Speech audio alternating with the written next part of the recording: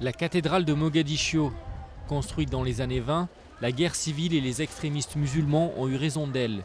Mais aujourd'hui, face à l'afflux des centaines de milliers de réfugiés fuyant la famine, elle est devenue un abri de fortune.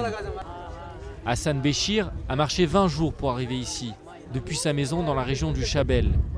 Il est venu avec plusieurs autres familles et selon lui, 30 enfants sont morts en chemin. 2 d'entre eux étaient les siens. Quand nous sommes arrivés, on nous a dit de venir ici et d'y rester. Mais on ne nous a rien donné. On ne nous a même pas donné de bâches en plastique pour protéger nos huttes. Des camps de fortune comme celui-ci, la capitale en compte des dizaines. Les réfugiés affirment ne pas recevoir assez de nourriture malgré le retrait des Chebabs, les miliciens islamistes qui empêchaient l'aide humanitaire d'atteindre Mogadiscio. On nous a donné de la nourriture, du riz et un peu de sucre quand nous sommes arrivés. Mais maintenant c'est fini, nous n'avons plus rien.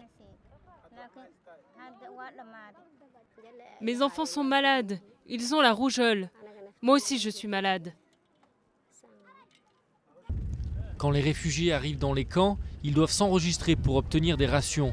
Mais beaucoup disent ne pas connaître la procédure. D'autres affirment que les points de distribution sont souvent vides avant que tout le monde ait pu obtenir de la nourriture.